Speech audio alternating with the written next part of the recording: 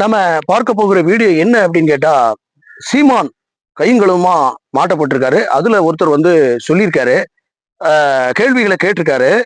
So அது என்ன one by ஒன்னா நம்ம பார்க்க போறோம், பார்க்கலாம். நல்லா இன்னும் கொஞ்சம் பைபிள் படிச்சுட்டு பேசுங்க, அது கிறிஸ்தவர் மத்தியில ஒரு இதா இருக்கும். இது என்னன்னு கேட்டீங்கன்னா, முன்பொரு இதுல வந்து என்னன்னு கேட்டீங்கன்னா, பவுலு என்னது ஜீகன் பால் வந்தாரு.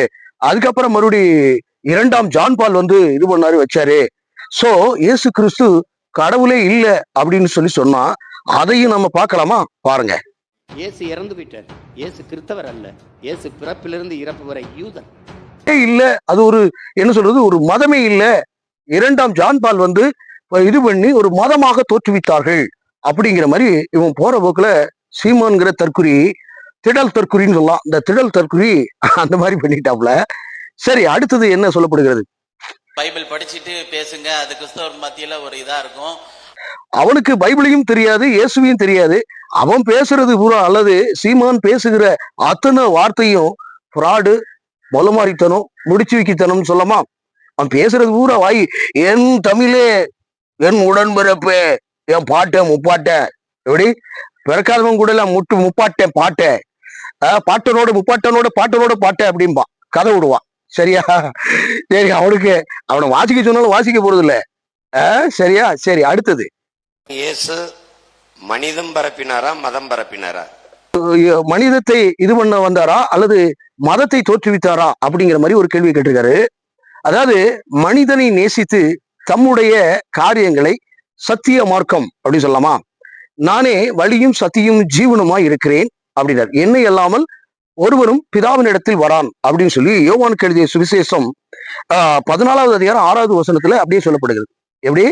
நானே வழி, வழியும் சத்தியமும் ஜீவனுமா இருக்கிறேன். அப்போ என்ன ஆகுது அப்படின்னா, அது வந்து மார்க்கம், அவருடைய வழியிலே பின்பற்றுகிற ஒரு மார்க்கம்.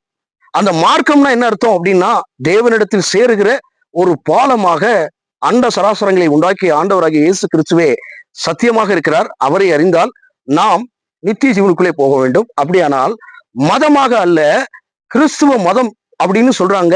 கிறிஸ்துவ மார்க்கம், புனித மார்க்கம் அப்படின்னு சொல்லலாமா, புனித மார்க்கம். அப்போ இந்த இடத்துல என்ன பண்ணணும்? நீதி என்னும் மார்க்கவசத்தை, அப்போ நீதியாக நடப்பது, தேவனுடைய சித்தத்தை, பரிபூர்ண சித்தத்தை இந்த உலகத்திலே நடப்பிக்கிறவர்கள் நீதியாய் செயல்படுவாங்க. அந்த நீதியான செயல்படுகிறதையே அவர் தான் அந்த வேவை எங்களுக்கு கற்றுக் கொடுக்கிறாரு. சோ அந்த வே வழியாக நீதி செய்யறது, அன்பு செலுத்துறது. நீ சொல்லுகிறபடி, சீமான் சொல்லுகிறபடி மனிதத்தை நேசிக்க வேண்டியது அவசியம், சரிதான். ஆனா வந்து மதத்தை ஆண்டவர் தோற்றுவிக்கவில்லை. மதத்தை தோற்றுவிக்காமல் தேவனிடத்தில் சேர்வதற்கு அவர் சத்தியமாக இருக்கிறார். அவரே சத்தியமா இருக்கிறாரு, அவரே வழியா இருக்கிறாரு. சத்திய மார்க்கம் அதுதான். 2 பேதுரு 2வது அதிகாரம் 2வது வசனத்திலே, அவர்களுடைய கெட்ட நடக்கைகளை அநேகர் பின்பற்றுவார்கள், அவர்கள் நிமித்தம் சத்திய மார்க்கம் தூசிக்கப்படும் அப்படின்றது. சத்திய மார்க்கம். அப்போ சத்தியத்தையும் அறிவீர்கள், சத்தியம் உங்களை விடுதலையாக்கும். எந்த இதுல இருந்து? உலகத்தினுடைய பாவத்தில் இருந்து, பலவிதமான காரியங்களில் இருந்து. இந்த சத்தியத்தை நாம் அறிகிற அறிவினாலே நம்ம என்ன பண்ணுவோம்? மனம் மாறுகிறதுனாலே மறுரூபமாவோம். மறுரூபமாக்கப்பட்டு என்னாகும் அப்படின்னா, தேவனிடத்தில் சேர்கிறதுக்கு இவர் ஒரு வழியாக அப்படித்தான் கொண்டு வந்தாரு. சரி, அடுத்தது என்ன சொல்லியிருக்காங்க அப்படிங்கிறத பார்க்கலாமா? அவருடைய சீடர்கள் தான் கிறிஸ்தவ மதம் என்பதை உருவாக்கினார்கள்.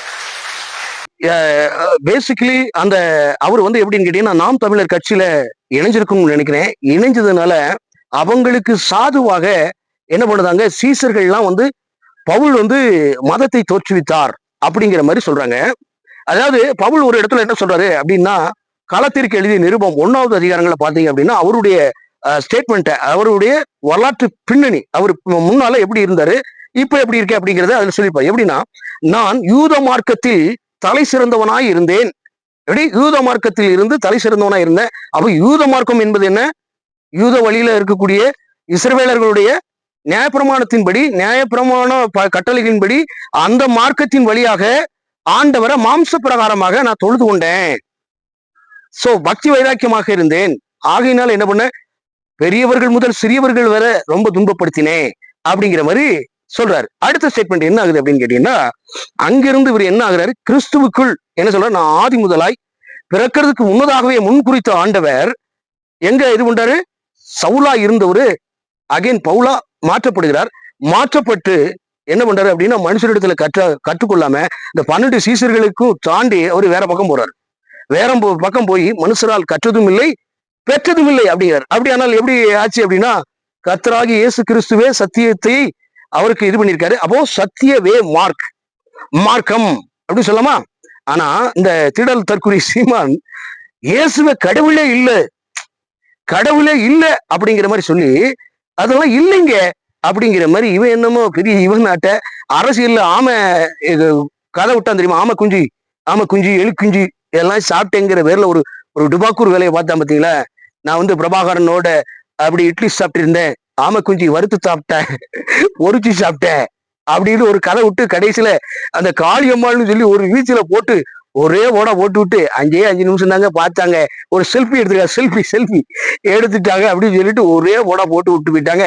கடைசியில தரிசாகி போச்சு. இப்போ என்னன்னா அவர் எப்படி மக்களே அப்படின்னு சொல்லிட்டு ஜீப்ரீஸ் கட்சின்னு சொன்னா யாருடா இவன் தான் அப்படின்னு சொல்லி பரிதாபங்கள் போட்டு இது பண்ணிருக்கு. இவனுக்கு சொல்றதெல்லாம் விருட்டடி அடிக்க வேண்டியது, விருட்டாம்போக்கு அடிக்கிறது. நான் உங்களுக்கு என்ன சொல்றேன் அப்படின்னா கிறிஸ்துவம் அப்படின்னு சொன்னா அது ஒரு வழி, சத்திய மார்க்கம். அந்த மார்க்கத்துல இயேசு கிறிஸ்துவை அவங்க அறிஞ்சாங்க அப்படின்னா பாவத்திலிருந்து சாபத்திலிருந்து உலகத்திலிருந்து எல்லா விதத்திலும் வேறு பிரித்தவர்களாக சத்தியத்தின் வழி நடக்கிறவர்கள், சத்திய மார்க்கத்தின் வழியாக பிரவேசிக்கிறவர்கள் என்று பொருள். இத காலப்போக்கிலே என்ன பண்ணிட்டாங்க? கிறிஸ்துவ மதம், இந்து மதம், ரிக்வேதம் மதம், சமண சமய மதம் அப்படிங்கிற மாதிரி மதங்கிற மார்க்கத்தை மதமாக மாறிவிட்டது. சில பேருக்கு மதம் பிடித்ததை போல இந்த மதத்தின் ஊடாக மதம் பிடிக்கிறதாக நியாயப்பிரமாணத்தின் ஊடாக பயணிக்கிற ஒரு சிலரால இது மதமாக கன்வெர்ட் செய்யப்பட்டது. பட் இது மார்க்கம். என்னன்னா அண்ட சராசரங்களை உண்டாக்கிய ஆண்டவர் எல்லா சீசர்களையும் தம்முடைய தீர்க்கதரிசிகளை எல்லாம் அனுப்பி பார்த்தாரு. பல காரியங்களை ரட்சகர்களை அனுப்பி பார்த்தாரு. எல்லாரையும் அவர்கள் ஏற்றுக்கொள்ளாமல், அதாவது பாரம்பரிய இஸ்ரவேலர்கள் யூத மார்க்கத்தின்படி நடக்கிறவர்கள் ஏற்றுக்கொள்ளவில்லை, கொலை செய்தார்கள். பலவிதமான காரியங்களை இது பண்ணாரு. அப்படியே வானத்தில் அவர் பார்த்தாரு, நம்ம போனாதான் அதை செயல்முறைப்படுத்த முடியும்.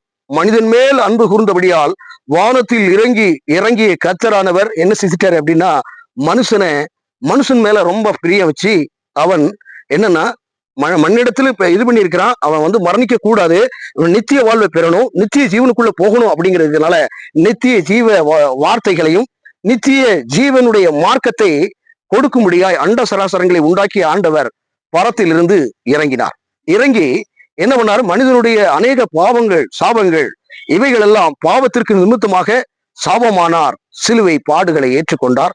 பாவம் இல்லாதவர் பாவமாகி சாபமில்லாதவர் சாபமாகி, யாருக்காக? மனிதனுக்காக. சாபமில்லாதவர் சாபமாகி சிலுவையில் அடிக்கப்படுகிற எவனும் சபிக்கப்பட்டவன் என்று எழுதியிருக்கிறபடியே சாபத்தை நீங்களாக்கும்படி சிலுவையில் வெற்றி சிறந்தார். அப்படிப்பட்ட நல்ல தெய்வனை நாங்கள் கும்பிடுகிறோம் என்றால் வணங்குகின்றோம். அப்படிப்பட்ட வணங்குகிற ஒரு கடவுளாம் இயேசு கிறிஸ்துவை கடவுள் இல்லைன்னு சொன்னதுக்குத்தான் கான்வர்சேஷனாக பேசணும். இந்த சீமான் போன்ற தற்குறிகள் பைபிளை அவரு சொன்ன மாதிரி பைபிளை நல்லா வாழ்த்து பாடுறா, அவரு தான்டா கடவுள், அவருதான் அங்கிருந்தும் கடவுள் இங்கிருந்தும் யூத மார்க்கத்தை வழி ஏற்படுத்தியவரும் அவருதான், இருக்கிறவரும் இருந்தவரும் வருகிறவருமாய் இருக்கிற கர்த்தர். புரியுங்களா? அங்க இருந்தவரும் அங்கதான், ஆபிரகாமியோடு பேசியவரும் இயேசு கிறிஸ்து, இஸ்ரவேலர்களோடு பேசியவரும் அவருதான். அவரே மனுக்குளம் எடுத்து மனுக்குலத்தை ரட்சிக்கும்படியாக வந்தார். ஒரு முள்ளாலதான் எடுக்க முடியும், சரியா? அவரு ஒரு டிசைன் பண்ணாரு. மனுஷன் ஒரு டிசைனுக்குள்ள போனதுனால பூமி சபிக்கப்பட்டது. அந்த சபிக்கப்பட்ட அந்த பூமியானது ஒவ்வொரு நேரங்களிலும் கொலை பாதகங்களும் காமர விவகாரங்களும் பலவிதமான காரியங்களும் ஏற்படுத்தப்பட்டு தேவ கோபாக்கனுக்குள் அவர்கள் தண்டனைக்குள்ளாக இருந்தார்கள். அப்படிப்பட்டவர்களை ரட்சிக்கும்படி என்னன்னா தம்முடைய ஒரே பேரான குமாரனை விசுவாசிக்கிறவன் எவனோ அவன் கெட்டு போகாமல் நித்திய ஜீவனை அடையும்படிக்கு உலகத்தில் தந்தொருளி இவ்வளவாய் அன்பு கூர்ந்தார். அப்படி அன்பு கூர்ந்த ஒரு மார்க்கம் அப்படி சொல்லலாம். சோ இவங்க என்ன சொல்றாங்க அப்படின்னா மனுக்குலத்து இயேசு அப்படி அவர்தான் கடவுள், அவர்தான் அண்ட சராசரங்களை உண்டாக்கினவர் அப்படிங்கிறத நிரூபிக்கிறதுக்காக பலவிதமான காரியங்களை அற்புதங்களை நடப்பித்தார்.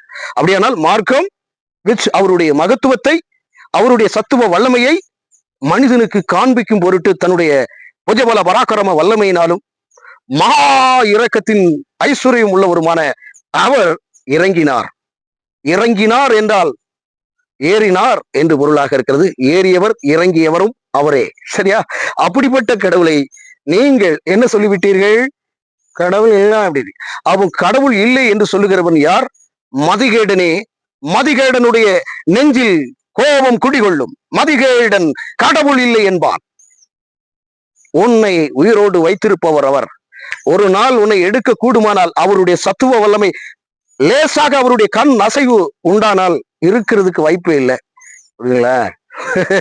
அதனால பைபிளை நல்லா படிக்கணும். சீமான் போன்ற தற்குறிகள், திடல் தற்குறிகள் பைபிளை வாசித்து அதன் வீடாக அப்படியா ஆண்டவர் தான் அப்படின்னு சொல்லிட்டு அல்லேலூயா ஸ்தோத்திரம் ஆண்டவரே, இப்படியாக பேசிவிட்டேன், இப்படியாக இருந்து விட்டேன், மனம் திரும்புகிறேன் ஆண்டவரே அப்படின்னு சொல்லிட்டு ஆண்டவருக்காக சுவிசேஷம் சொல்லுவோம். அதுதான் தவிர வேற வழி இல்லை உனக்கு. அதுதான் அவர்கிட்ட போகணும்னா இயேசுவை பிடிக்கணும். அப்ப இயேசுவை பிடிச்சிருந்தா என்ன பண்ணுவோம்? அவருடைய கற்பனைகளை கை கொள்வோம். அவருடைய கற்பனை எங்க இருக்கு? மத்திய எழுதின சுவிசேஷம் 5வது அதிகாரம், 6வது அதிகாரம், 7வது அதிகாரம். இந்த 3 அதிகாரங்களும் நமக்கு சுவிசேஷமா குறிக்கப்பட்டிருக்கிறது. இதெல்லாம் நீதியினுடைய காரியங்கள். புரியுதுங்களா? அதைத்தான் கடைபிடிச்சு வரணுமே சொன்னாரு. கிறிஸ்துவ மதத்தை யாருமே பரப்பணும்னு பரப்பல. கிறிஸ்துவை அறிவித்தார்கள். கிறிஸ்து இயேசுவே கர்த்தர் என்று அறிவித்தார்கள். அப்படிப்பட்ட மார்க்கத்துல இருக்கிறோம். புரியுதுங்களா? மதமே கிடையாது. மதத்தை பரப்பவில்லை. மனிதத்தையும் சத்திய மார்க்கத்தையும் சத்துவ வல்லமையையும் சீசர்கள் பூரா அப்படி செஞ்சாங்க. நித்திய ஜீவனுக்கு நேராக பூமிக்குரிய மேலானவைகளை தேடும்படி நாடும்படி தேவனுடைய ராஜ்யத்தையும் அவருடைய நீதியையும் கொண்டு சென்ற ஒரு மார்க்கத்தை தான் ஏற்படுத்தினார்கள். அதே போல கிறிஸ்தவர்கள் என்கிற பெயர் அவர்களாக இட்ட பெயர்கள் அல்ல. புரியுதுங்களா? கிறிஸ்தவர்கள் சொல்லி சீசர்களுக்கு பெயர் வந்தது. புரியுதுங்களா? தெசலோனிக்க பட்டணத்துல இவர்கள் கிறிஸ்தவர்கள் அப்படிங்கிற மாதிரியான பெயர் வந்ததுக்கு காரணம், கிறிஸ்துவாக வாழ்ந்தார்கள், கிறிஸ்துவனுடைய கிரியைகள் இருந்தது, ஆகையினால் பிறர் சொன்னார்கள் அது கிறிஸ்துவ மார்க்கம், கிறிஸ்துவ மதம் அல்ல, மதம் பிடிக்கிறவர்கள் அல்ல. புரியுதுங்களா? மார்க்கத்தை சொல்லுகிறவர்கள் மார்க்கத்தின் வழியாக எங்களுடைய ஆண்டவரை மிக சரியாக கொண்டு போயிருக்காங்க. பல மிஷனரிமார்கள் கொண்டு வந்திருக்காங்க.